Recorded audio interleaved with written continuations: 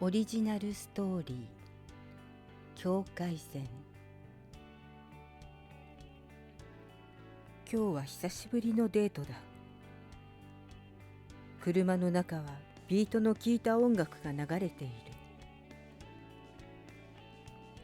ほんの 2,3 時間車で走っただけでこんなに偏僻なところがあるなんてね。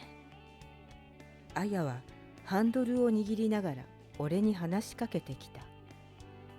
ここのところ忙しくて会うこともままならず、自然消滅するんじゃないかという不安と戦いながらの毎日だった。それはあやの方も同じだったらしく、もう俺に嫌われたんじゃないかと涙が出ることもしばしばだったという。普段は気の強いあやがそんなことを言うなんて真面目に可愛いと思ってしまう。そして俺とあやの愛情は今日のデートで深く確かめ合ったというわけだ。愛し愛されていることに安心し、お互いに笑顔とにやけがこぼれて止まらない状態だ。ということで今日のあやは優しく思いやりあふれる言葉を俺に投げてくれていた。さらに昼食ではいつもなら自分が率先して飲むビールも、今日は和也が飲んでいいよ、私が運転するからと言ってくれたのだ。だから俺は遠慮せずに機嫌よくビールを2杯ほど飲ませてもらった。もらったと言っても俺が出した金で飲んだわけだから何の問題もないのだけど。わあ、あやの独り言のような話を聞きながら、多少夢心地だった俺はわーっという声で目を開けた。その声はまるでいいものを見つけたと言っているように聞こえたからだ。こういった感情の時に知らん顔をしてしまったら、せっかくいいムードなのに全てがおじゃんになってしまう。そんなことはしたくないので、俺は必死に起きていたよというふうに背筋を伸ばしてあやの方を見た。ほら、あれ見て。ハンドルを握っている手を離して前方を指さす。内心ハンドルは握ってろよと思うが、片手運転ぐらいどうってことないといつも豪語しているあやだけに文句をつけられない。それもこれも今の雰囲気を壊したくないからだ。俺は指さされた方へ視線を向けた。はるか前方の左端、そこには四角い箱のようで、前面には壁も何もないボロボロの小屋があった。そして小屋の前にはバス停の看板、その周りには腰あたりまである草が生い茂っている。バス停の看板の周りと小屋の中に置かれたベンチの前だけは草が刈られているらしく、バスが生活上必要な交通手段になっていることを明かしていた。レトロね、あんなバス停があるなんて。確かに俺も同じことを思っていた。ただしレトロなんて言葉ではなく、一言すげえ使ってんのかよというぐらいの感想だった。やっぱり田舎なんだね。確かに田舎だ。昼飯を食べた飯屋から優に1時間は走っているが、誰にも会わないのだ。村人らしき人間の姿を見ないどころか、動物にも会わない。子供の姿があっても良さそうなものだが、それすらないのだ。今時の子は家の中でゲームしてるんじゃない？あやは笑いながらそう言った。なぜ笑いながらなのかといえば、あやにとっては当たり前すぎたからだろう。自分たちだって散々ゲームに興じ、勉強などそっちのけだったのだ。休みといえば家の中でテレビを見つめ、遊びに行った先でもゲーム機を握りしめてきた。友達と一緒にいるのに無言でゲームを楽しむのだ。その姿を見て大人たちは理解ができないと言っていたが、それが当たり前の姿だった。だからこそ今の子供たちも同じなのだと主張しているのだ。確かに綾の言う通りだと思うが、それでも一人ぐらい見かけても良さそうなものだ。時代だからね、そういう時代なんだよ。綾はさらにそう言うと、和也頭固いね、と笑った。俺は機嫌のいい綾を見て、自分自身も機嫌がいいことに気がついていた。バス停を通過してから30分。走れども走れども景色は変わらず、山と畑、渓谷というにはお粗末な川と雑草群。初めの頃こそ景色の良さに感動したが、こうも同じ景色が続くといい加減飽きる。そのせいか綾の口数もだいぶ減ってきたように感じる。そして俺も口を閉ざしたままだ。あら？綾がおかしな声を出した。なんだよ、変な声出して。変な声なんか出してないわよ。変だろ？失礼ね。じゃあなんだよ。この道ってさっき通った道じゃないかと思って。そんなわけないだろ。だってじゃああれは？そう言って指さす先に視線を向けると、さっき通過したはずのバス停があった。いや、通過したのと同じバス停と言った方が自然だろう。さっきのと同じようなバス停だな。同じような？ああ、似てるだけだろ。田舎だから同じようなバス停がたくさんあるんだろ。そうかな。でも草の茂り方とか建物の朽ち方とかも同じなわけ？おいおい、そんなところまでわかるのかよ。わかるわよ。てか、わからない方がおかしいわよ。なんだよ、俺の方がおかしいってのかよ。だっていつもそうじゃない。ちゃんと見ないんだから。私が新しい服を着てても何もわからないじゃない。それは違うだろう。さすがに全く違う話を持ち出されてもイライラしてくる。違くないわよ。でもそう言うならなんで運転してる私がちゃんと見ていて、運転してない和也が見てないわけ？かなりのドヤ顔である。言われてみれば確かにそうだ。だがここで納得しましたと降参する気にはならなかった。俺はさらに言い募った。どこかで曲がったんじゃないのか？かなり嫌な言い方になっていたかもしれない。曲がってなんかいないわよ。実際のところ途中でうとうとしていたのだから、綾が曲がったかどうかなんてわからない。綾はむっとした顔を前方に向けたままぎゅっと口を閉じた。無言のまま時間が流れ、今度は悲鳴のような声を上げた。俺は今度はなんだよという思いを込めて綾を見た。綾は車を止めるとドアを開け飛び出していった。そこはさっきのバス停と同じだった。やっぱり。俺は面倒くさいと思いながらも車から出ると綾のそばに寄った。さっきのバス停だよ。私たち迷ってるんだよ。そんなわけないって。迷うはずないだろう。そうだ、迷うはずはないのだ。あれからじっと前方を見ていた。一度もうたた寝などしなかった。確かに車はまっすぐに走り、一度も曲がらなかったのだ。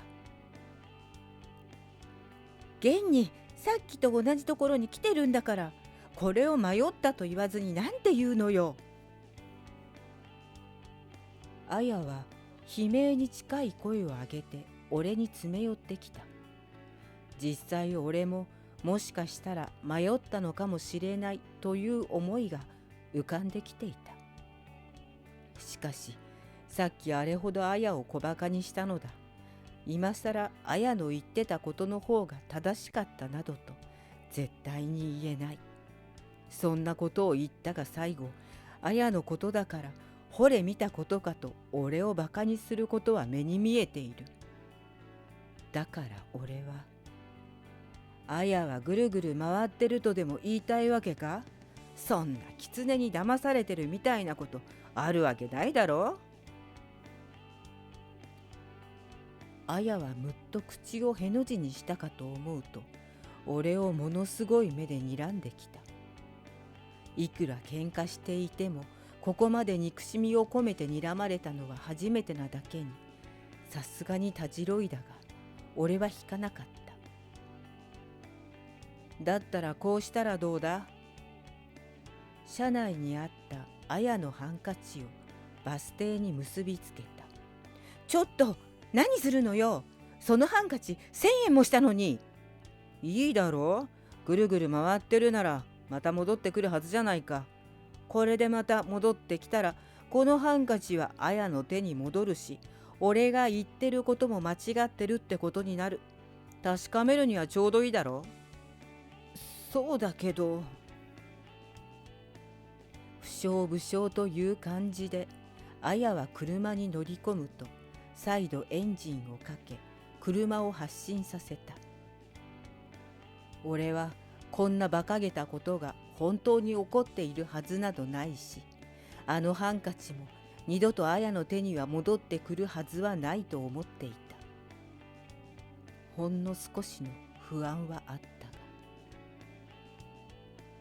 あれから30分、車内の軽快なリズムがやけに尺に触るが、あえて音楽を止めようとはしなかった。あくまでもあやの勘違いなのだと思いたかったのだ。ほら、また同じバス停。俺は左前方に見えるバス停に目を留めた。大事なのはそこにあやのハンカチがあるかどうかだ。ハンカチがなければこの土地のバス停は一様にして同じ作りで同じ朽ち方をしていると笑えることになる。あれは私のハンカチよ。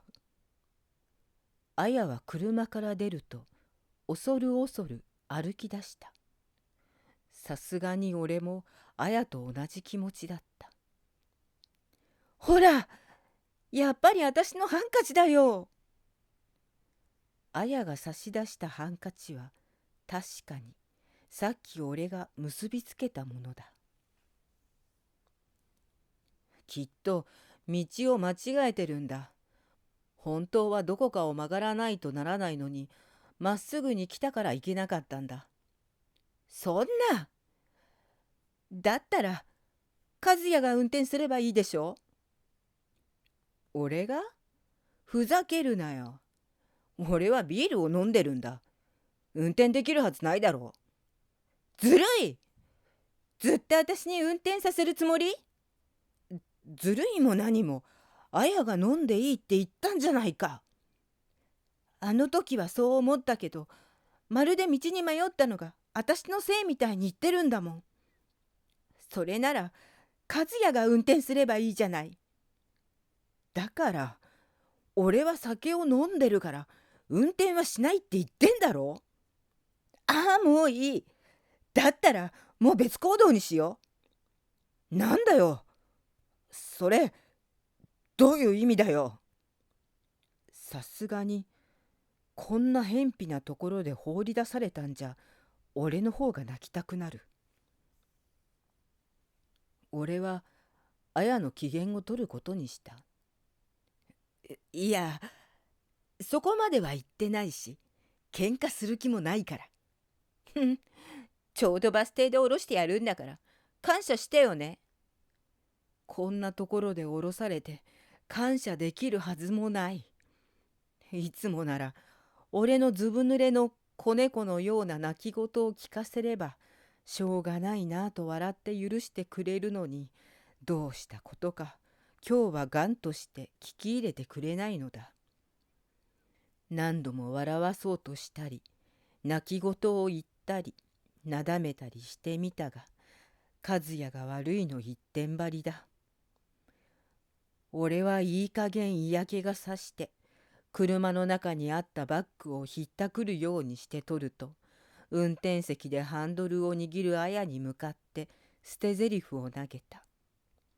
綾は聞こえなかったかのようにエンジンを吹かすと走り出して行ってしまった。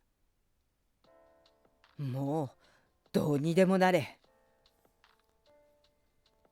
そんな気持ちだったが、一人残された今、後悔の念が湧き上がってきた。なんで綾はあんなに怒ってたんだよ。せっかくの久しぶりのデートでドライブを楽しんだ後は地元に帰って行きつけの居酒屋で酒を飲むのが楽しみだったはずだ。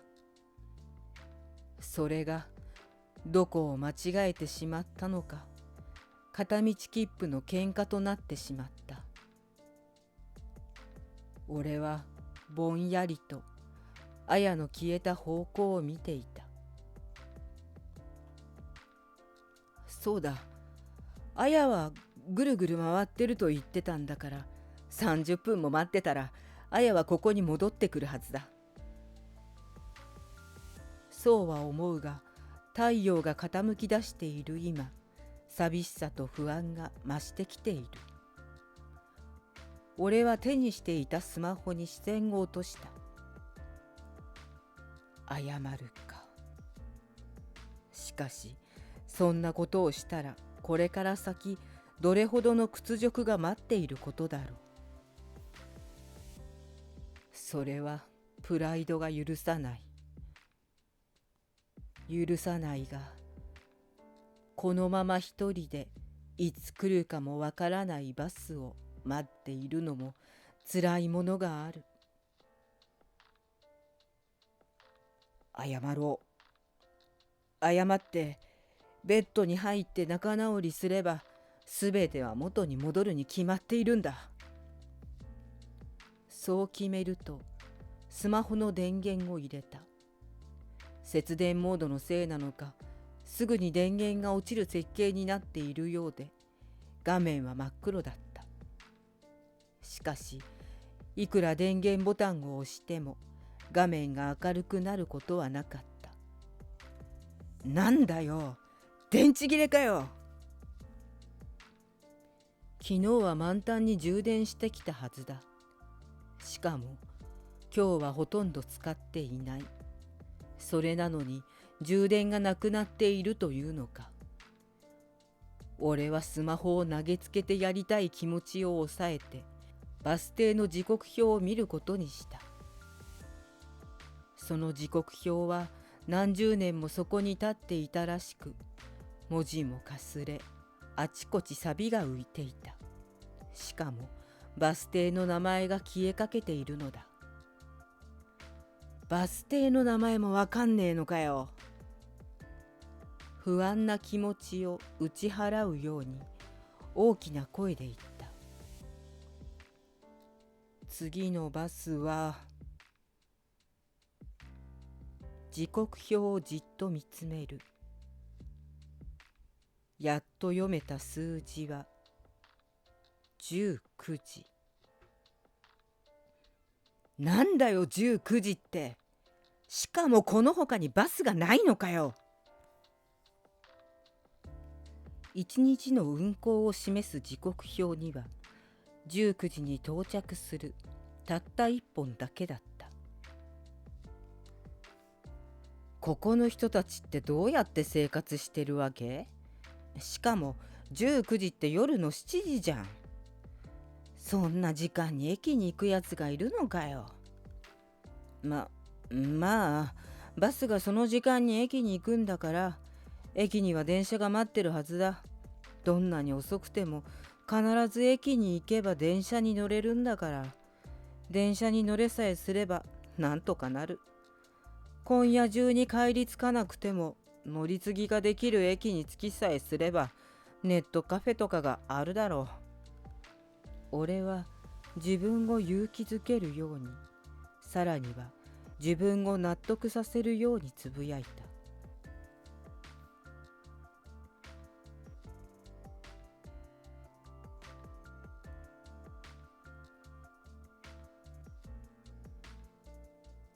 一体あとどのくらいしたらバスが来るのか。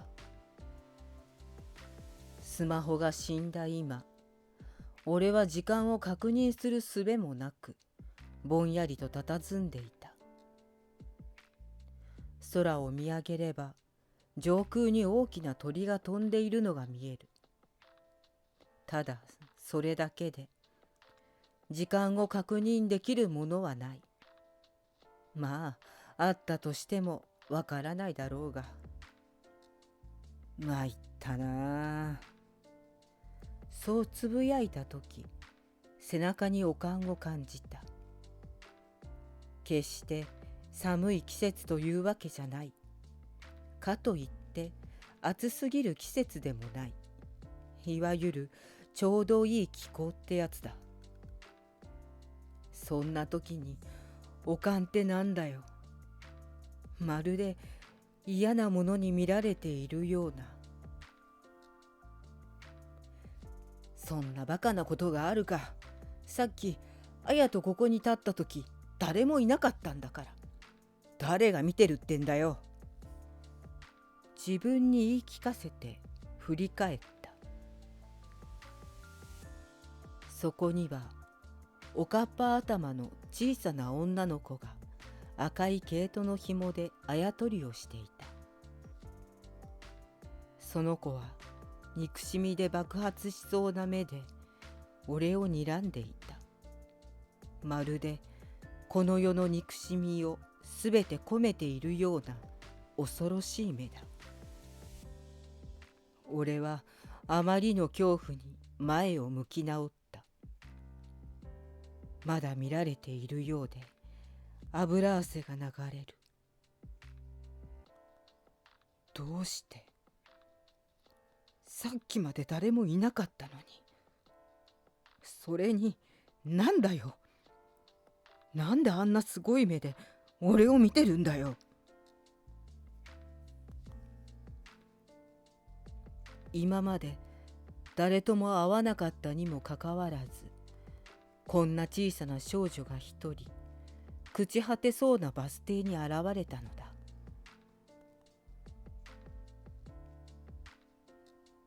なんだよ、なんだよ、なんだよ。なんであんな子供が一人でいるんだよ。なんで親がいないんだよ。考えれば考えるほど空回りする。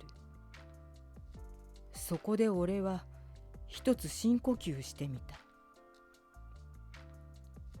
緑だらけの田舎の空気は俺の脳細胞にいい刺激を与えてくれたらしく、さっきまでパニックになっていた神経を落ち着かせてくれた。そうか、あの子はこの辺の子でいつも遊んでるんだ。だから親は心配もしてないから一人なんだ。そうだよ、そうに決まってるさ。こんな偏僻なところだから子供が一人でフラフラしてても全然心配しないような、そんな感じなんだ。そう考えると俺はふっと肩の力が抜けた。それにしてもなんだろうな、一人あやとりって普通さゲームだろ。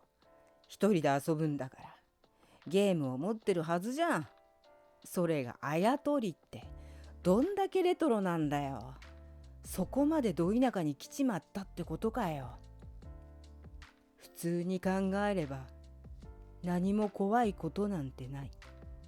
あんな子供がものすごい形相で人を睨むなんてことはあるはずがないのだ。すべては綾に置いてけぼりを食ったことと、降ろされたのが偏僻な田舎のバス停でどうにも不安だったからだ。それらがおかしな感覚に陥るためのスパイスになったってことだ。俺はそれらのすべてを確かめるために再度振り返った。少女は小さな手に赤い毛糸を巻きつけて楽しそうにあやとりを続けていた。その目は決して俺を睨むこともなければ憎しみが込められていることもなかった。さらには俺の視線に気がついたのか、顔を上げ俺を認めるとにっこりと笑顔を見せてくれた。不安と寂しさという魔物に食い殺されそうだった俺は少女の笑顔に救われた思いだった。普段なら子供と話をしようなんて思わないが、誰もいない上に何の音もしない今、子供でも誰でもいいから俺の話し相手になってくれという気持ちだった。だから俺は少女に話しかけた。そこに座ってもいいか？俺は少女が座っているベンチを指さした。そのベンチはかなり昔からそこに置かれていたらしく、木部が風化寸前に思えた。ベンチの端はもろく、垂直にカットされていたとは思えない形状をなしている。少女は笑顔のまま大きく顔を上下させてうなずいてみせた。あやとり好きなのか？好きじゃなければやらないだろというツッコミを自分で入れながら、他に話の糸口をつかめず口にしていた。少女はまたしても顔を大きく上下に動かした。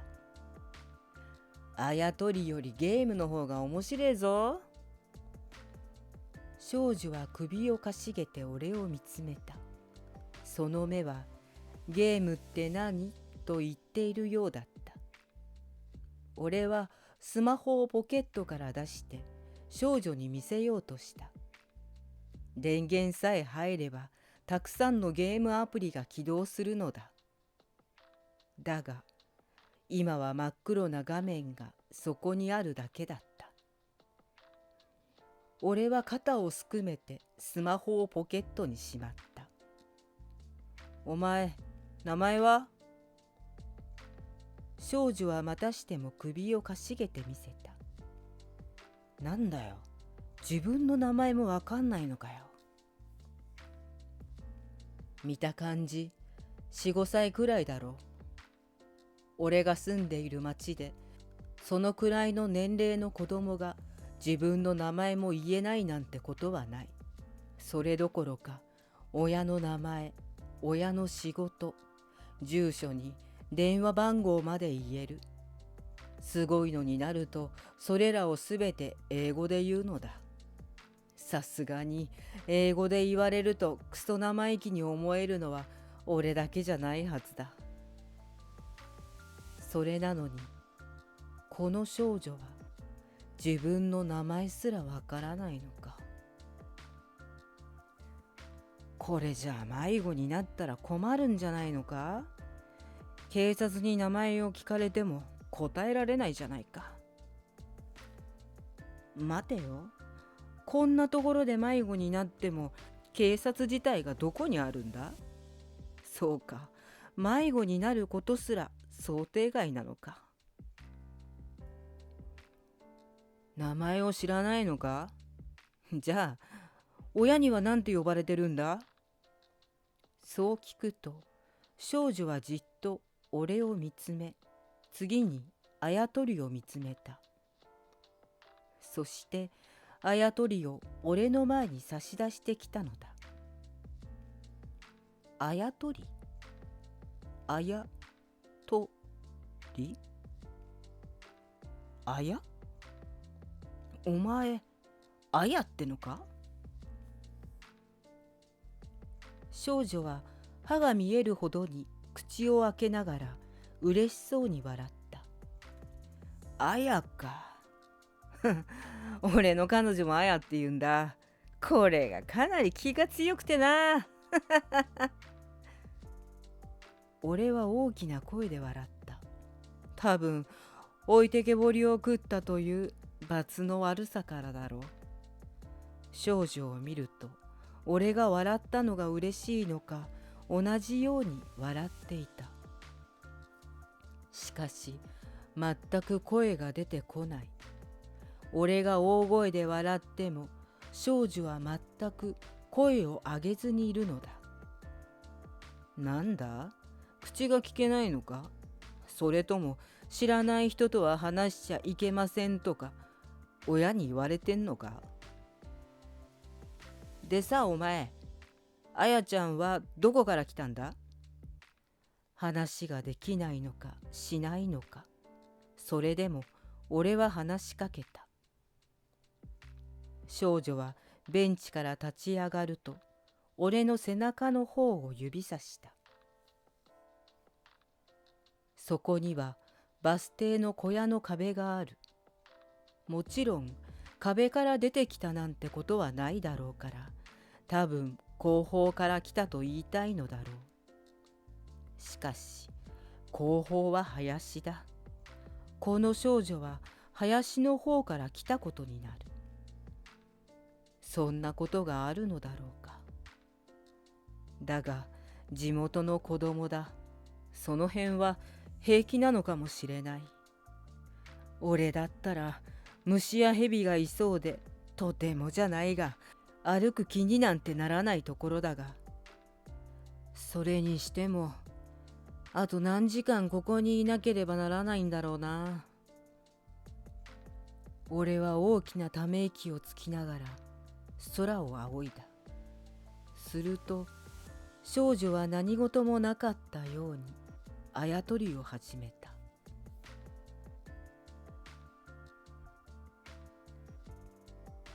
もうすぐ暗くなるだろう。そうなればこのあやという少女は帰ってしまうだろう。こんな寂しいところに俺一人かよ。後ろは林、前も林だ。舗装されている道があるということの方が珍しい。こういう場所なら道は砂利道って決まってないか？決まってはいないが、そんな気がするのだ。あれこれと考えているうちに徐々に日が傾き暗くなりだしてきた。なんだよあやのやつ、戻ってこないじゃねえかよ。ぐるぐる回っているとか言っていた割に自分が降りたら戻ってくる気配がない。あれはやはり道に迷っていたわけではなく、そう思い込んでいただけなのではないか。ならばあのハンカチは一体、いくら考えても答えが出るはずもない。俺は考えるのをやめた。それにしてもいつになったらバスは来るのか。もうすぐだよ。そうか、もうすぐか。俺は少女の方を見た。なぜ見たか。なぜなら俺は喋ってなどいないはずだからだ。何も言わずに心の中でつぶやいただけだ。いつになったらバスは来るのかと。それなのにはっきりと答えを返されたのだ。つい普通に返事をしてしまったけど、俺は、いや、そんなはずはないよな。喋りもしない言葉がわかるはずはない。俺は思わず唇をゆがめた。どうしてか。そりゃあまりにも馬鹿げたことを思ったからだ。口に出してもいない言葉に返事をされたなんて漫画じゃないんだ。そんなことがあるはずはない。きっと俺は知らず知らずのうちに独り言を言っていたんだ。それ以外に考えられない。それにしても喋れないのか、親に止められていたのか知らないが、全く口を聞こうともしなかったのに不意に喋ってくると驚く。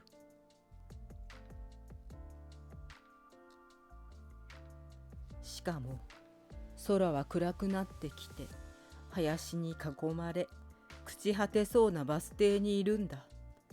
それだけでも結構おっかなびっくりだったりするのに。でも口が聞けることが分かって少しほっとしてる。これで会話ができるということだ。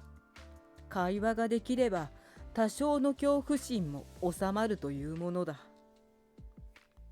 本当ならスマホが生きててくれればゲームに没頭できるから、時間なんてあっという間に過ぎるし、恐怖心なんてゲームでぶっ飛んでしまうのに、残念ながらそうはいかない現実がある。だからこそこんなチビでも話し相手になってくれると思っただけで嬉しかったりする。それにしてもどんどん空は暗くなってきて、完全に日が落ちてしまった。一体今何時なのかすらわからない。ただこんな時間にこんなチビが一人でバス停にいていいのか。俺が住んでる町ならとっくに帰宅してなくちゃ親が心配して警察沙汰に発展してる頃だ。おいチビ、いやあやちゃん、お家に帰らなくていいのか。俺は帰ってほしくないという気持ちを殺して聞いてみた。もしこれで帰ると言ってこの場からいなくなられたら、俺はたった一人で果たして来るのかどうかもわからないバスをひたすら待ち続けるしかないのだ。その状況を考えただけであまりの怖さに縮み上がる。しかしだ。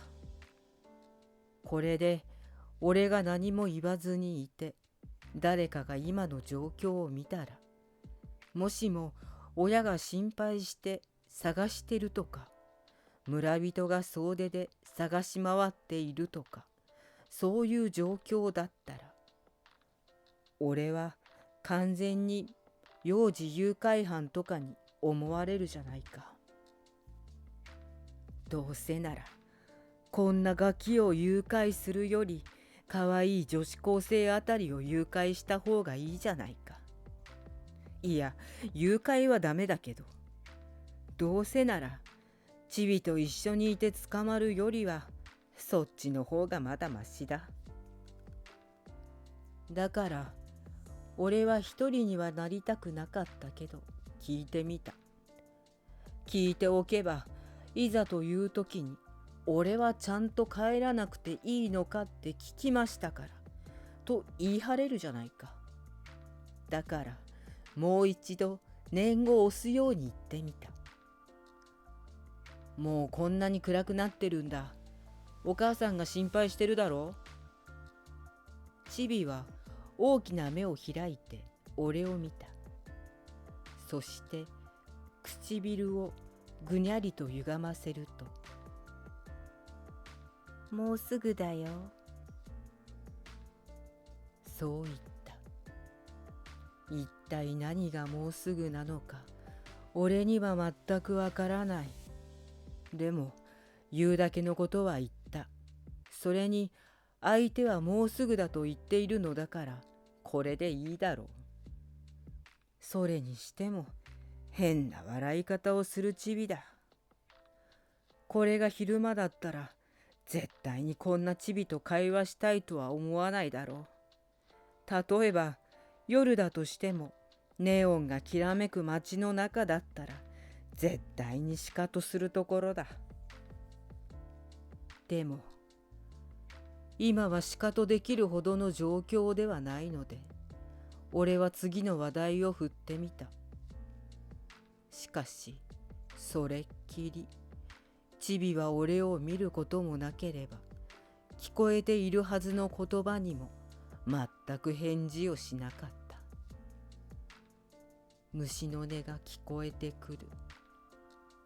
静かすぎる。参ったな。俺は少し大きな声でつぶやいてみてはチビの方を見る。時間ってやつがこんなに長く、暗闇ってやつがこんなに簡単に人間を押しつぶすとは知らなかった。綾との久々のデートだというのにどうして俺は今こうしているのか、そればかり考え後悔ばかりが浮かんでは消えていった。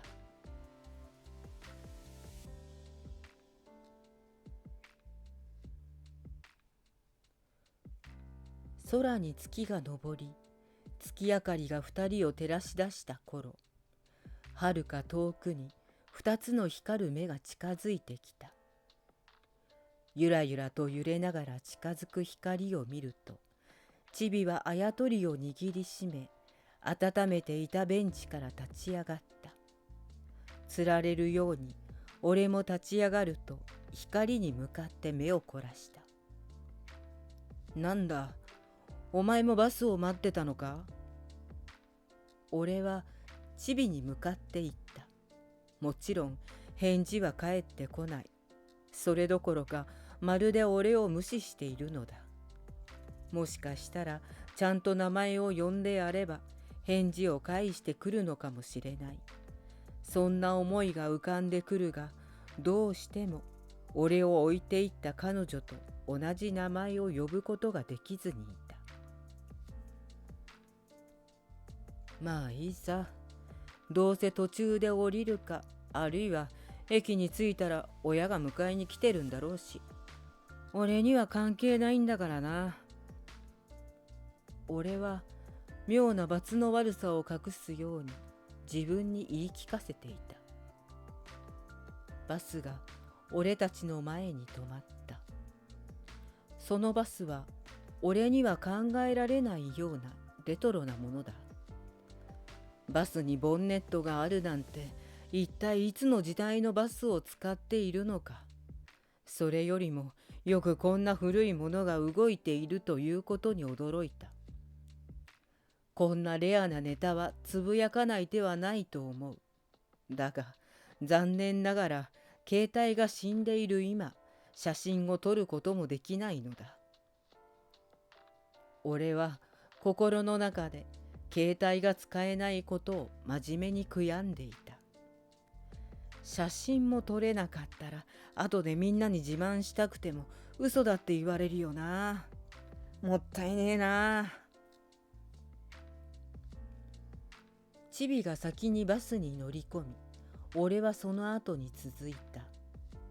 チビは乗り慣れているのか、運転手の脇を軽い足取りで通り過ぎると、バスの一番後ろに座り、あやとりを始めてしまった。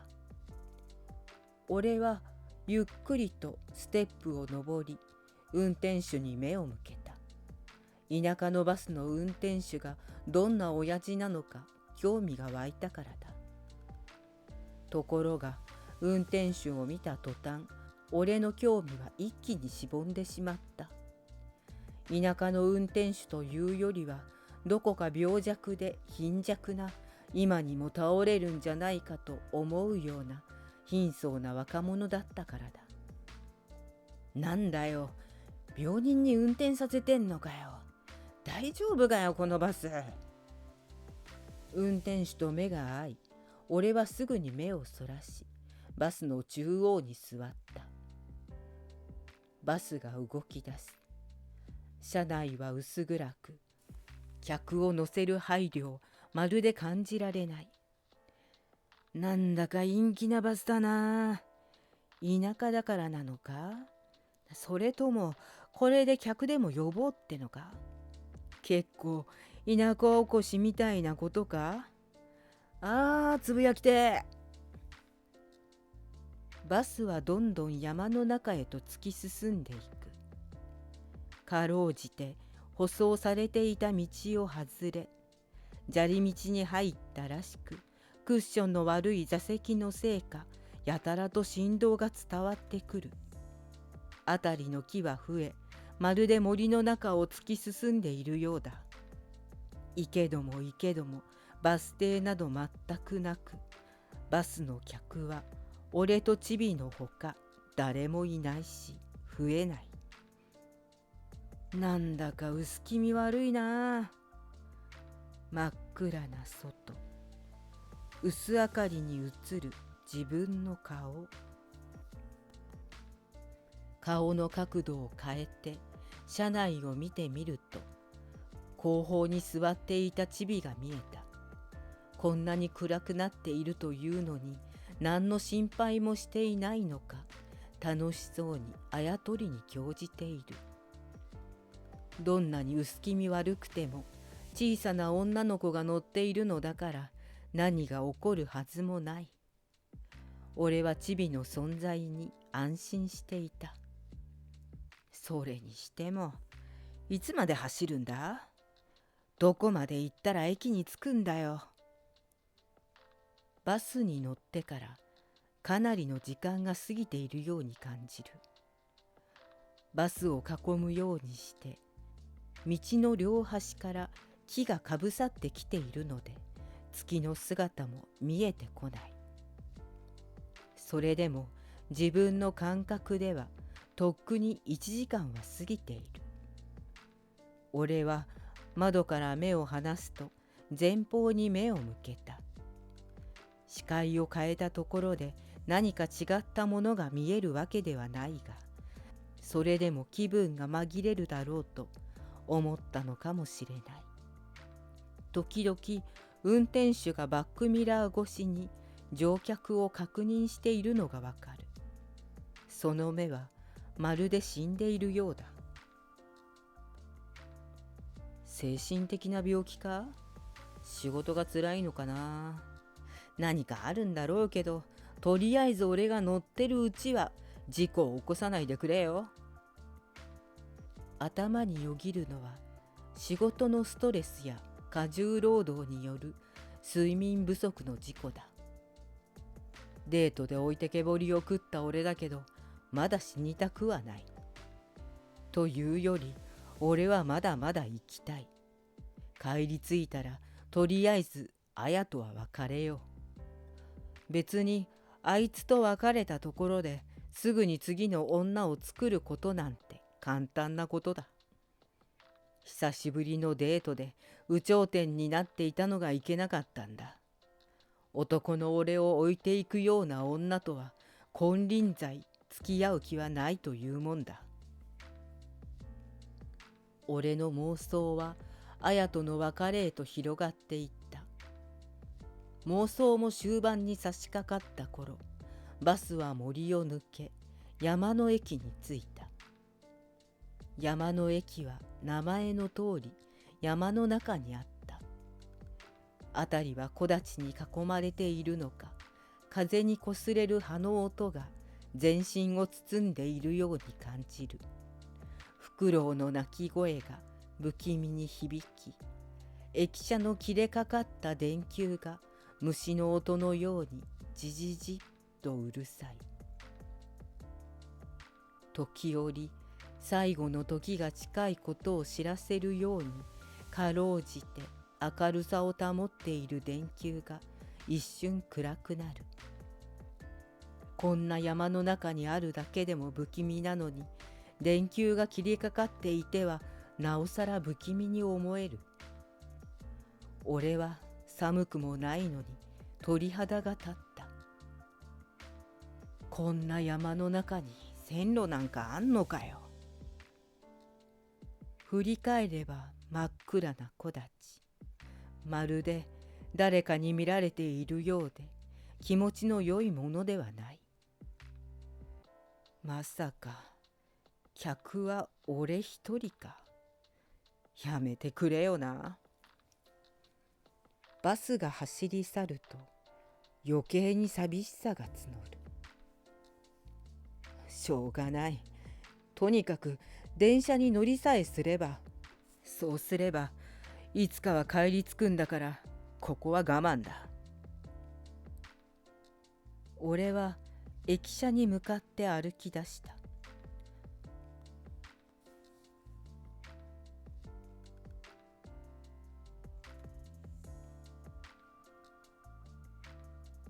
バスの古臭さに増して駅はなお古臭い。木のベンチが壁に沿って置かれ、古臭い券売機がたった一台。中央にはだるまストーブが季節外れにも置かれている。どうやら季節が終わったからといってしまうようなことはしないらしい。壁には昔の女優だろうか、女性が真っ赤な口紅をつけた口元を微妙に開けて笑っている。厚い化粧に太い眉毛、完全に俺が生まれる前のポスターだ。ポスターの上にはねじ巻き式の柱時計が大きな音を立てながら秒針を進めている。俺は時計をじっと見つめた。バスが19時出発だった。今は22時。なんと3時間もバスに揺られていた計算になる。嘘だろう。3時間も車で走ったらかなりの距離走ってることになる。俺は一体どこに来てるんだよ。嫌な汗が流れる。怖い。くく。いつの間にかチビがそこにいた。そうか、こいつもここまで来たんだった。でもなんで駅にいる？ああ、そうか、周囲に家なんてなかったな。でもこんな時間だぞ。なんでこんな小さい子がいるんだよ。俺はあやという小さな女の子にさえ恐怖が湧き出していた。怖いのね。喉の奥から出てくるおかしな笑い。怖いわけないだろう。俺は大人なんだからな。そうだ。怖いなんてことがあるはずがないんだ。子供の頃に死んだじいさんに言われたことがある。お化けなんているはずがないんだ。あれは自分が怖いと思っているからそう見えるだけなんだ。そうだよな、じいさん。周りが木立で暗いから変に怖いと思ってしまう。それだけだ。俺はそれに気がつくと急に気持ちが楽になった。怖いわけないさ。何も怖がることなんてないからな。お前こそ怖いんじゃないのか？俺はチビに問いかけてみた。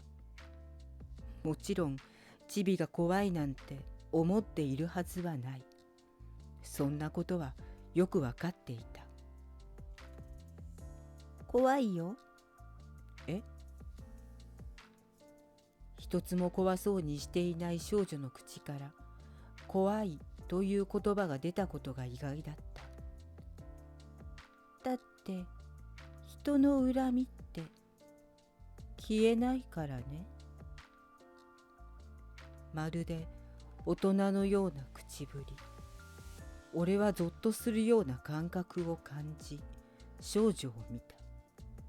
ところがそこにいる少女はまるで何もなかったかのように無邪気にあやとりに興じていたのだ。俺の気の迷いか。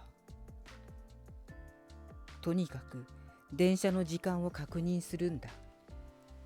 俺は自分に言い聞かせた。バスが着いたのだからじきに電車が来るはずだ。ガラスケースの中にしまわれた時刻表は紙が黄ばみ、文字も薄くなっている。ガラス自体も汚れ、薄い文字を余計に見づらくしている。くそ、なんて書いてあるのか分かりづれ。それにしても空白の多い時刻表。一日に一本。いくらなんでもローカルすぎるだろう。俺は時刻表の最後に書かれている数字に目を凝らした。そこには23時59分と書かれていた。なんだよ、なんで一日に一本の電車がこんな深夜なんだよ。おかしいだろう。俺は大声で叫んでいた。言葉にするつもりはなかったのに、言葉にせずにはいられなかったのだ。まあ、それでもこの電車に乗らないと帰れないわけだし、ここで唯一の電車が深夜だろうが早朝だろうが、俺には関係ないんだ。ここの村人がどんな生活をしていようと、俺には全く関係ないんだからな。俺は時刻表から離れると、力なく木のベンチに座り込んだ。またしても2時間近くを無駄に待たねばならないのだ。ベンチに座り、目を閉じる。音といえば、電球が切れかけているジジジという音と、何の虫なのか聞き覚えのあるような鳴き声が聞こえてくるだけだ。静かだな。こんな夜に無人の駅で、俺は小さな女の子と2人、電車を待っているのだ。妙な話だ。あやという少女はどうしてこんな深夜の電車に乗るのか、それを親はどうして許しているのか、考えればきりがない。とにかく待つしかないんだ。それにしても最低な日だな。あやに置いて行かれてから待ってばかりだ。一体なんていう日なんだ。いつの間にか頭の中に霧がかかったように意識が遠のいていった。何者かに追いかけられるような夢を見て目が覚めた。一体誰だったのか。恨みのこもった目をしていた。俺は森の中の冷気に触れているにもかかわらず、流れる汗を感じていた。こんなところにいるから変な夢を見ちまったんだ。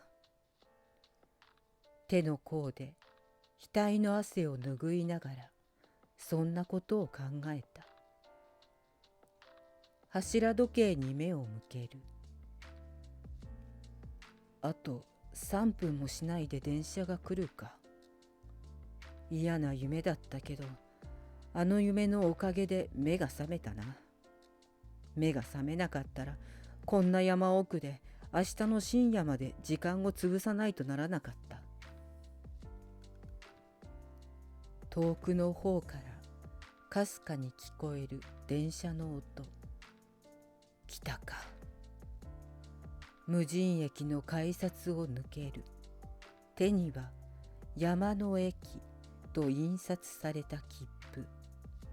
ホームに滑り込む電車を待って俺は綾というちびと二人乗り込んだ。電車には誰も乗っていない。こんな時間に乗ってるやつなんていないよな。自重気味に笑う。ホームの薄明かりの中で見た電車は、まるで博物館に収められているような古めかしいものだった。中に入ってみても古めかしさは変わらず、今時には珍しいボックス席だ。俺が一つのボックス席に座ると、チビも隣のボックス席に座った。誰もいない車内なのだから、どこに座ってもいいものだが、誰もいないからこそ、人の姿が確認できる位置に座りたくなるものらしい。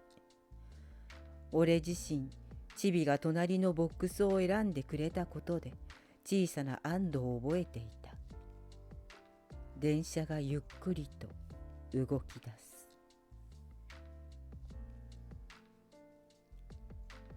車内は駅同様薄暗い。窓から外の景色を楽しむには難しい明るさだ。俺は手にしていた切符を眺めてみた。何の変哲もない切符ではあるが、駅名の下に書かれた文字に興味を惹かれた。そこには終電とあったのだ。終電って切符に書いちゃってるよ。ありえねえだろ。だいたい一日一本なんだから始発かもしれねえじゃねえか。それともあれか、一日の最後だから始発だけど終電なのか。そうか、11時59分だから終電か。始発がないのに終電か。一人ニヤニヤと笑っていた。誰もいないのだから大声で笑ったところで誰に咎められるわけではないのだが、習慣なのだろうか。いつもなら電車に乗るとスマホを起動させる。つぶやきサイトを指先でくるくると動かし、面白そうなつぶやきをチョイスする。そしてどんなにおかしくても声を殺して笑うのだ。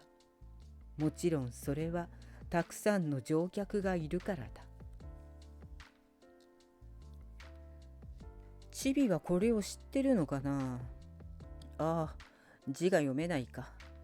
それとも親に教えてもらってるのかもしれないな。聞いてみるか。ちょっと話しかけて。隣の席に目を向けると、さすがに安心したのか、毛糸を指に絡めたまま、こっくりこっくりと上体を揺らしている。なんだかんだ言っても子供だよな。当たり前だけど。俺は切符をポケットにしまうと、窓へと視線を這わせた。その時、一つの疑問が浮かんできた。それは切符を買う時に行き先を見なかったということ。いや、そうじゃない。行き先がなかったことだ。券売機はたった一台だけだった。もちろんあんな偏僻な場所にある駅だ。一台あれば十分だろう。しかし不思議なのは券売機の台数ではなく、購入金額のボタンがなかったことだ。普通に考えれば距離で金額が設定されているはずだ。それなのにボタンが一つもなかったのだ。350円と紙が貼られていたから、その通りにお金を入れた。それだけだった。俺はもう一度切符を手にした。穴が開くほどという言葉があるが、確かにそんな感じに俺は切符を眺めた。じっと隅から隅まで。ところが山の駅以外に駅名がないのだ。ってことはどこの駅で降りてもいいし、終電まで行ってもこの金額で行くってことか。超良心的じゃん。しばらくこの良心的な切符を眺めていたが、俺はそこでもう一つのことに思い当たった。それは自分がどこで降りたらいいのかということだ。どこで降りたら自分の町に通じる電車に乗り換えることができるのか、不安が募る。だがよく考えれば、あんな偏僻な山の中の駅よりもっと偏僻な駅などこの日本のどこにあるっていうのだろう。ということは、終点まで行ったとして、そこは山の中の駅よりもはるかに都会だということだ。そこまで思い至ると、あとは簡単だ。終点まで行けば必ず乗り継ぎできるはずだから、俺はそこで路線図を確認すればいいということだ。そう考えたら急に楽になって眠気が襲ってきた。当たり前だ。もう0時を超えているのだから。しかもこんな状況で精神的にも疲労困憊だ。俺はたとえ寝込んだとしても終点に着けば駅員が起こしてくれるだろうと考え、目を閉じた。俺の脳はしびれるように眠りに落ちていった。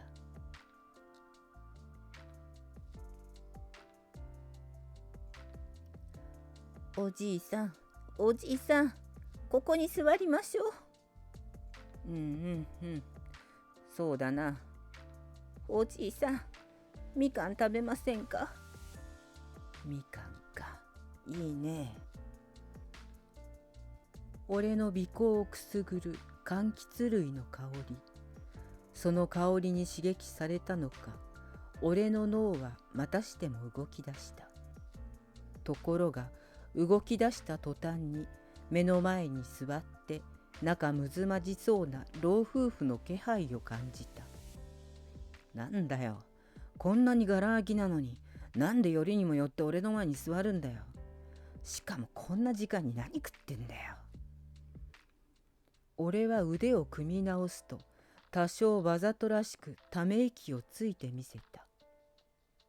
みかんといえばカズくんもみかんが好きだったな。そうですね。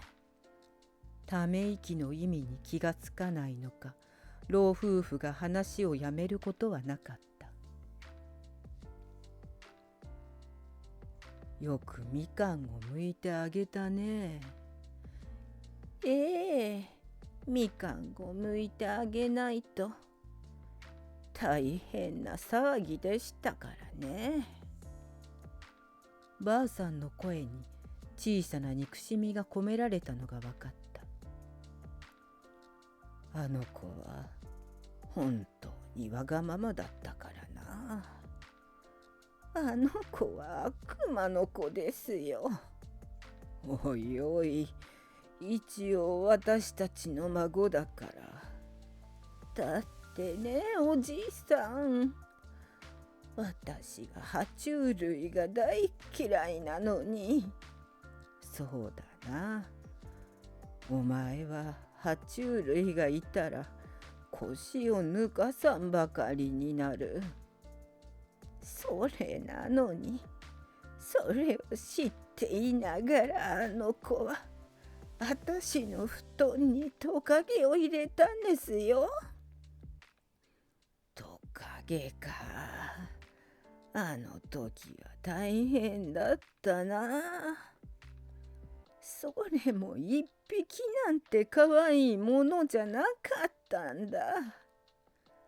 あれはひどかったね。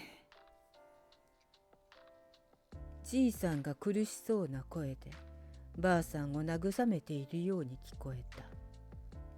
二人の手が止まっているのか、みかんの香りは強くはならない。おじいさんだってひどい目に遭わされたじゃないですか。ひどいことだらけでどれのことだか思い出せないよ。確かにそうですね。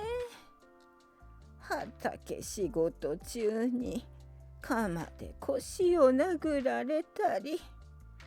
あったね。鎌が切れなかったからよかった。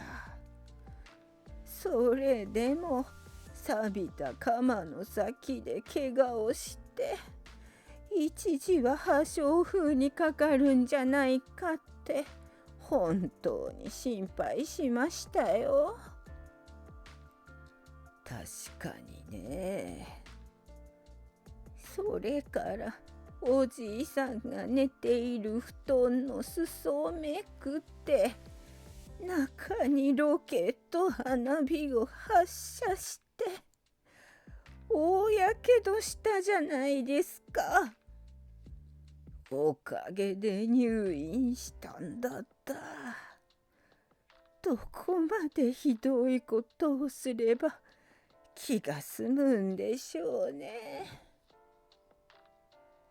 画鋲を椅子の上にばらまかれていて座ったまま動けなくなってあの時も大変でした。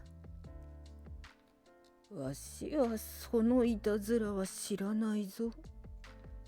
だっておじいさんが入院中にやられたことですから。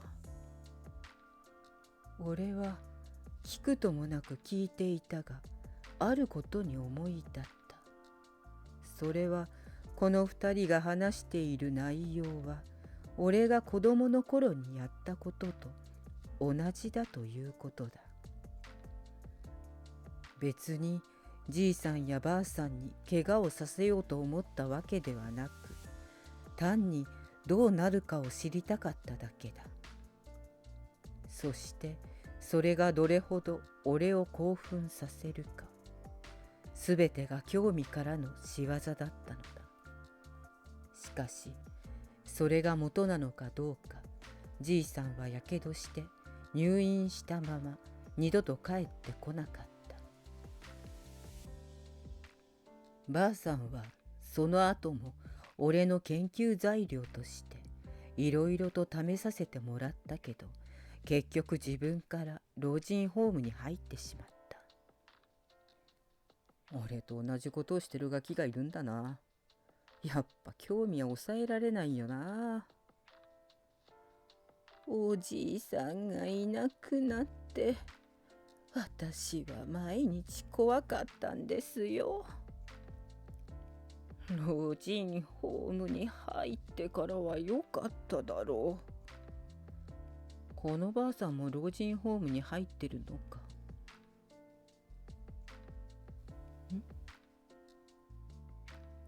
じいさんがいなくなって。そうですね。寂しかったけど不安はなくなりましたね。カズくんが遊びに来るようになるまではね。遊びに来たのか。小学校の高学年になると一人で来るようになって。ばあさんが涙を飲み込むように言葉を詰まらせた。遊びに来ると最初にお小遣いの無心ですよ。でもホームでは少しのお金しか所持できないことになっていましたから、私は5,000円くらいのお金を財布に入れてたんですよ。まあ使い道もないだろうしね。ところがあの子が来て引き出しに入っている財布から有り金全部を持っていくんです。いくらそれだけしかないからダメだと言っても聞きやしない。ダメだと強く言った時に私をベッドに押さえつけて枕を顔に押し付けられて、なんてことを。怖いですよ。孫の和也に殺されたんですから。わしも同じだ。孫の和也に殺されたんだ。俺は自分の子供の頃を振り返っていた。二人の話を聞きながら、確かに自分も同じことをして、最後に同じ方法でばあさんを。この二人の話は俺の過去、そして和也という名前は俺の名前。俺はゆっくりと目を開けて二人を視界に入れた。俺の視界にいたのは死んだはずのじいさんと、確かに窒息死させたはずのばあさんだった。そして二人は憎しみのこもった目で俺をにらみつけていた。そんなはずはない。二人は死んだんだ。死んだ二人がどうしてここにいる？俺の心が叫んだとき、目の前から二人が消えた。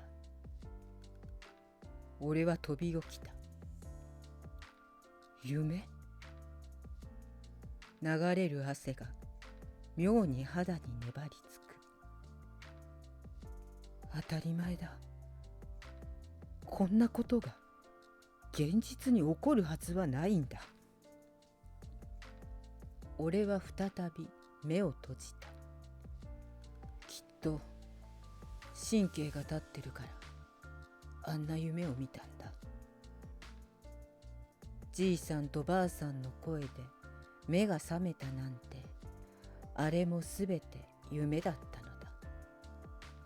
俺は自分に言い聞かせるように、再びうとうとと眠りの世界へと落ちていった。電車の揺れが心地よく、ガタンゴトンという一定のリズムが心を落ち着かせる。ここよろしいですか？あら、寝てるのね。疲れてるんだって。おいで、バナナ。優しい温かみを感じる声。いつだったか聞いたことのあるような声だと思った。バナナ、ここにお座りしてちょうだい。バナナと言われた何者かは女性の言った通りに座ったらしい。それにしてもおかしな名前だ。今時の名前だといえば確かにそうかもしれないが、さすがにかわいそうだろう。それにしても痛かったね。どうしてこんなひどい目に遭わないといけないんだろうね。俺は薄目を開けて女性を見た。前髪が垂れていて顔を見ることができないが、痩せた体型と細い指、透き通るように白い肌からかなりの美人ではないかと思った。彼女は優しく隣に座る犬の頭を撫でていた。犬？なんで電車に犬がいるんだよ。それも座席に座らせるってどうなってんだよ。田舎だから許されるってことか？別段、俺自身モラルを重視する方ではないが、さすがに電車で犬を連れている人なんていうのは盲導犬以外にお目にかかったことがない。ところがどう見ても目の前にいる犬は普通の犬だ。まあ田舎だしな。こういうのもありなんだろうな。俺は多分美人であろう女性のすることにとやかく言いたくもないので再び目を閉じた。しかし結構な大きさの犬だ。もしもこの犬が俺に向かって牙を向けてきたら俺はひとたまりもないだろう。参ったな。怖いな。子供の頃に犬を飼っていたことがある。だから犬を怖いとは思っていない。しかしどういうわけか薄目を開けたその時、犬の鋭い目が俺を捉えていたのだ。その目は憎しみに燃えているように見えた。所詮犬だ。バカバカしい。飼い主がそばにいるんだから俺が噛まれるはずはないんだ。もし噛むような犬だったら電車に乗せることなんてあるはずないんだ。目を閉じていると周りの音がより一層鮮明に聞こえてくる。電車の音と女性の悲しげな声、そして犬の低いうなり声。そういえばこんなひどい目って言ってたな。一体何だろう。俺は興味を抑えることができず、もう一度薄目を開けて犬を見た。女性は悲しそうに犬の頭を優しく撫で続けている。その手が頭から離れた瞬間、吐きそうになった。それは斧でも割られたのか、脳天がパックリと割れ、流れ出した血が固まり、どす黒くなっているのだ。真っ黒な血のおかげで中までは見えなかったが、どうして生きているのかが不思議でならないほどだ。かわいそうに。バナナは何もしてないのに。本当にひどいことをするよね、和也は。最後の名前を聞いたとき、俺の過去がよみがえってきた。昔、俺が子供の頃に飼っていた犬。名前をバナナとつけたのは誰でもない俺だった。どうしてそんな変な名前をつけたのかといえば、あるはずのない眉毛があるように見えたからだ。それもまるでバナナのような形だったのだ。両目に一本ずつバナナのような眉毛がある。俺はそれが面白くて、あの犬をバカにして遊んでいた。学校から帰ると散歩に連れて行くどころか、首に綱をつけて引きずり回した。餌をあげるふりをして届かない距離に置いて楽しんだ。親が日よけに置いた傘をわざと遠くに投げて、犬が炎天下でへばりついている姿を見て喜んだ。ある時、犬が何を思ったのか俺に反撃してきた。もう少しで俺は噛みつかれるところだった。だから、あれは正当防衛だった。本当にひどいよね、バナナ。お母さんが守ってあげられなくてごめんね。お母さん。バナナに話しかけるとき、俺の母親は自分のことをお母さんと言っていた。まさかあのバナナがこの犬、そしてこの女性が俺の母親？ありえないだろう。何を考えてるんだよ。これもさっきの夢と同じに決まってる。バナナ、舐めてくれるの？ありがとう。でもお母さんは大丈夫だよ。きっといつか和也も分かってくれるよね。あんなひどいことばかりしているけど、きっと分かってくれるよね。犬がうーと低くなった。それは分かるはずなどないよと言っているように聞こえてきた。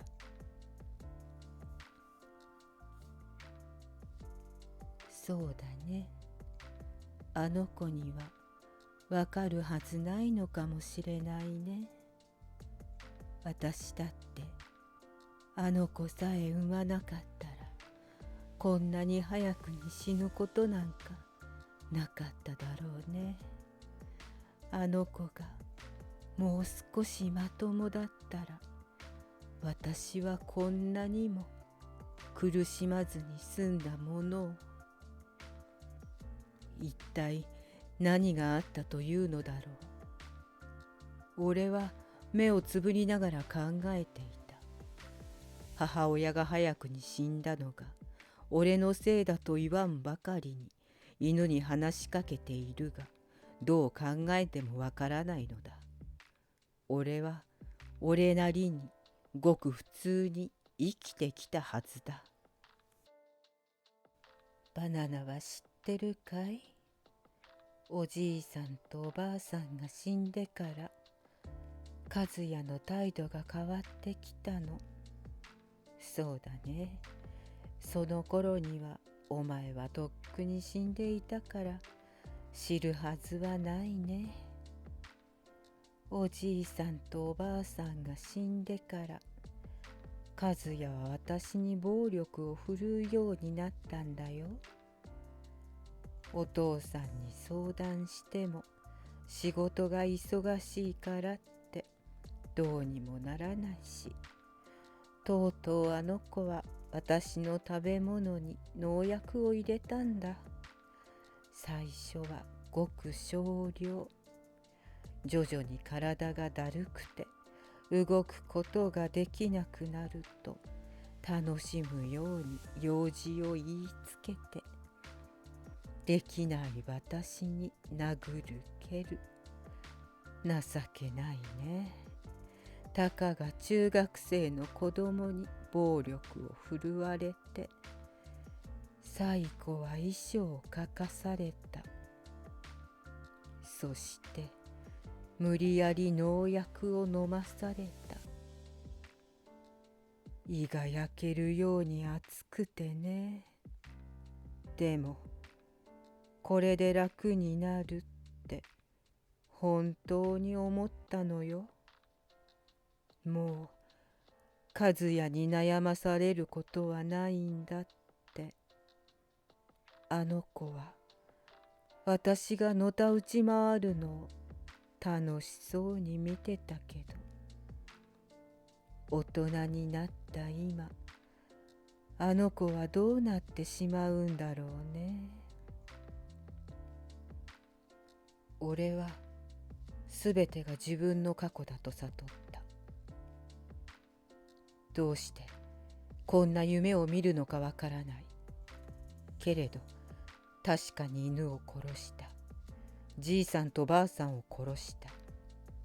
そして母親を殺した。あの頃は人の死がどんなものか興味があって止めることができなかったからだ。いや、違う。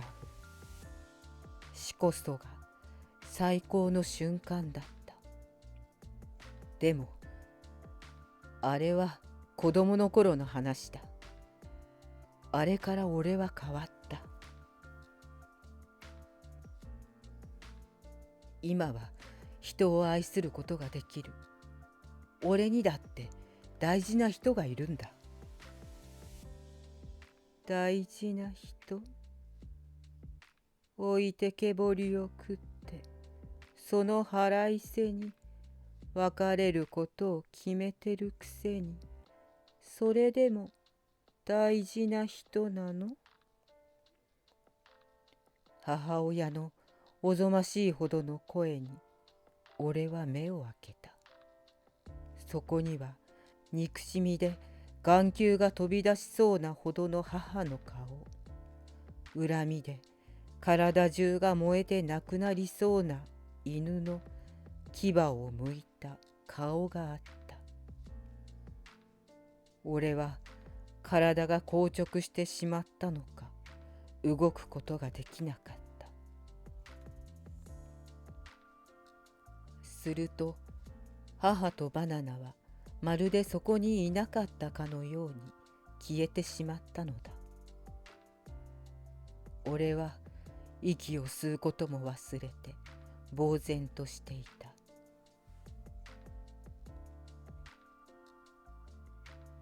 夢だよな。夢のはずなのにあまりにリアルに感じる。実際自分がしてきたことだが、それを知っているのは自分だけだ。ということはきっとこのおかしな一日に自分の神経がささくれ立っているからだ。もう忘れた過去のはずなのに、こんなくだらない過去は葬り去ったはずなのに。子供の頃のいたずらじゃないか。ここいいかしら。20歳そこそこの女性が赤ん坊を抱いて俺の横に立った。なんだよ、どうしてガラ空きなのに俺の前に来るんだよ。そうは思っても俺はどうぞと言っていた。これで赤ん坊が騒いだら場所を変えれば済むことだと思ったからだ。いや、本当なら座る前に相手が別の場所に行けばよいことなのだが、どういうわけか俺は断ることができなかったんだ。ほら、パパよ。俺の前に座った女は赤ん坊にそんなことを言っている。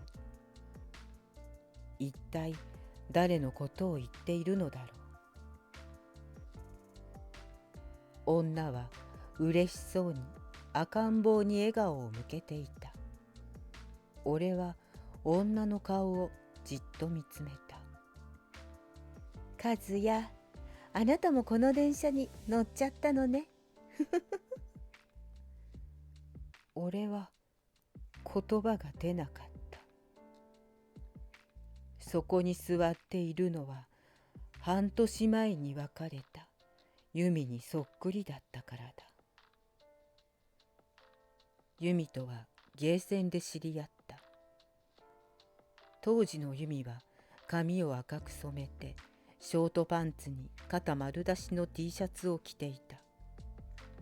俺はこの女なら簡単に落とせると踏んで声をかけた。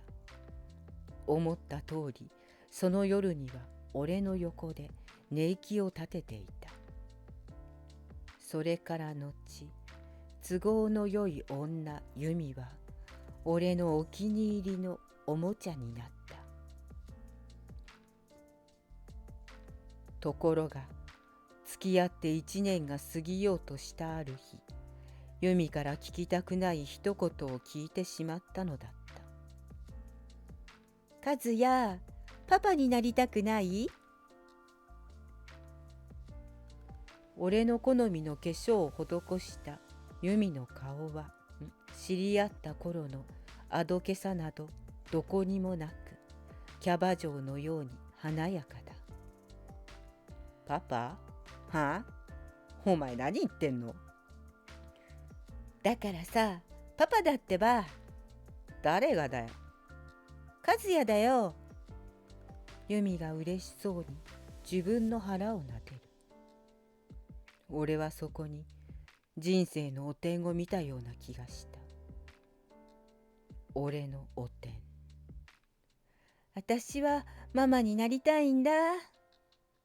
誰の子だよ。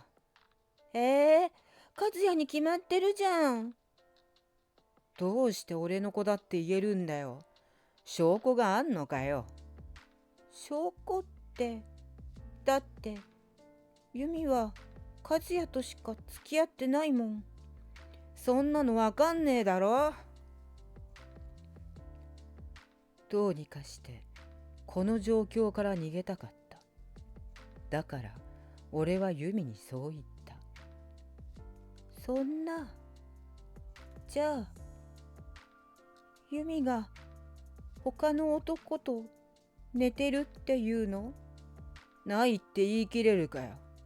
俺はお前を24時間見張ってるわけじゃねえんだよ。ひどいよ。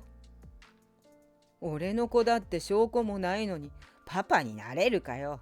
ふざけるな。だっておろせよな。おろさないなら俺とはさよならだ。だって絶対に和也の子なんだから。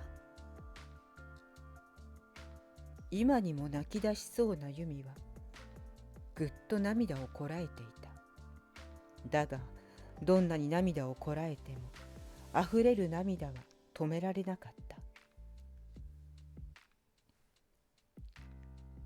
1年馴染んだ由美の部屋。そこでのいさかいはまるで部屋の空気が凍るように静かになった。俺は酒を飲んで泥酔したふりをした。そしてそのまま布団に転がり込んだ。しばらくするとシャワーの音が聞こえた。由美の泣き声とシャワーの音。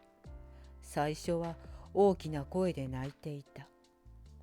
それも次第に小さな声になり、声がしなくなった。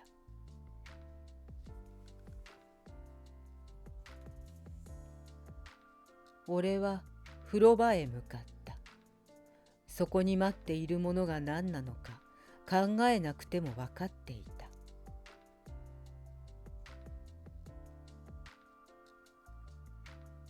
俺は静かに風呂場の扉を開けると、湯気の中に心躍る由美の姿を見つけた。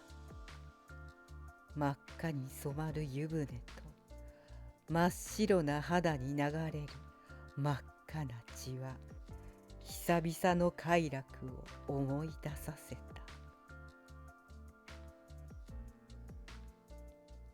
ほら、和也の子だよ。この子男の子だったの。名前は和也の数を取って和則にしたの。かわいいでしょ。俺は不快なものを見るように赤ん坊を見た。どう見ても肉の塊としか見えないそれは俺を見てにたりと笑った。ね、かわいいでしょ。和也に似てるよね。似てるはずがあるか。だいたいどうしてこの女がここにいるんだ。あの時確かに死んだはずだ。お腹に子供を宿したまま真っ赤に流れる血とともに命を落としたのだ。俺は朝まで由美の真っ白な肌を眺めながら酒を飲み続けた。そして朝になってまるで今気がついたかのように救急車を呼び慌てる恋人の姿を演じたのだ。由美がそのまま二度と俺の前に姿を見せることができなくなったのは紛れもない事実だ。でもさ、本当にびっくりだよね。まさか和也がこの電車に乗ってるなんてね。これで親子3人だね。何が親子3人だ。俺は駅に着いたらこいつとは別々の電車に乗る。駅に着いたら口に出した言葉が止まった。本当に駅に着くんだろうか。一体駅とはどこにあるのか。駅？やだ、和也。この電車に乗ったら駅なんてないよ。ないはずがないだろう。電車なんだから。切符見た？切符？見たさ。なんて書いてある？俺は再度切符を出した。山の駅以外に駅名なんてないだろう。終電って書いてない？ねえ、パパはわからずやでちゅね。最後の言葉は赤ん坊に言ったらしい。終電って書いてある。それが何だってんだ。まだわからないの？人を苦しめてきた割に自分のことになるとまるで赤ちゃんと同じ。怒鳴ってる姿は泣き叫んでる子供みたいだよ。ねえ。誰が苦しめてきたってんだ。分かったように言うな。そうかな。人の苦しみ。それも死にそうな顔が好きなんでしょ。私が死にそうになってる時、リス化して意識が朦朧となってた時に、和也は私の姿を見て自分でやってたもんね。そうだ。俺は死を見ると興奮する。あれほどの快楽がこの世に存在するなんて思ってもいなかった。だからかもしれない。犬を殺した。犬が苦しんでいる姿が俺の快楽の始まりだったような気がする。あの時ズボンが濡れると同時に初めての快楽を覚えたんだった。じいさんを殺した。ばあさんを殺した。もう止めたかった。これ以上誰を殺せと言うんだ。自分を呪った。けれど止まらない。まるで悪魔に導かれるように苦しむ顔が見たくて、俺は母親に農薬を飲ませた。でも父親までは殺せなかった。なぜなら父親を殺せば俺は自分で生きていかなければならなかったからだ。俺のために稼いでくれるなら俺は父親を殺すことを我慢しようと決めた。それから何年も二度と来ないだろう快楽を思ってもだえ苦しんだ。それがまさかこんな形の快楽が待っているなんて思ってもいなかった。自殺。俺が殺すんじゃない。勝手に死んでくれるんだ。俺はその姿を見て最高のエクスタシーを感じるだけだ。パパは最低ね。そう言って笑うユミ。最低でも構わないさ。もう終わったことだ。でもこの電車に乗ったんだから、もう終わり。何が終わりなんだよ。終わりなんてないんだ。俺には綾が待ってる。俺を置いていった綾。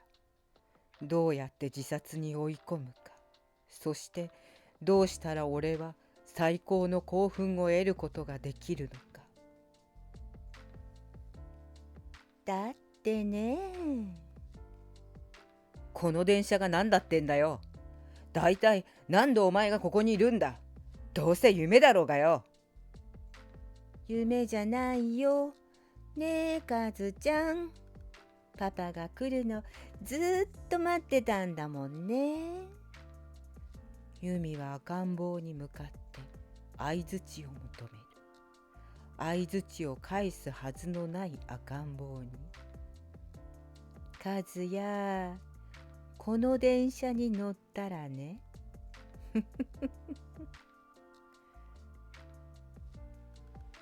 嬉しそうなユミ。この電車に乗ったら何だって言うんだ。ちょうどその時、寝ていたはずの綾が歌い出した。真っ赤な綾鳥を指に絡ませながら、帰れない帰れない。妙な節回しのその歌は俺を心から恐怖に陥れた。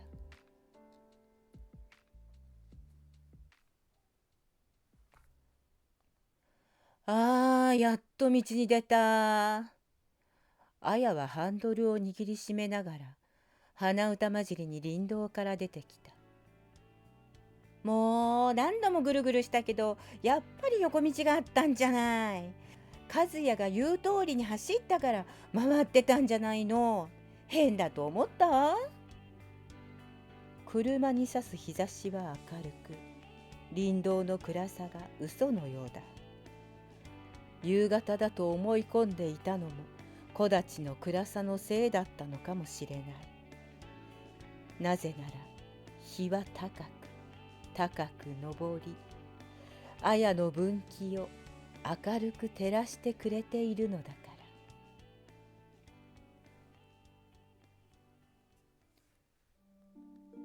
いかがでしたでしょうか。人の死によりエクスタシーを感じる和也。それがために次々に人を殺し、恋人を自殺へと追いやる。歪んだ性に抗うこともなく。皆さんはどう思われたでしょうか。それではまた次のお話でお会いしましょう。おやすみなさい。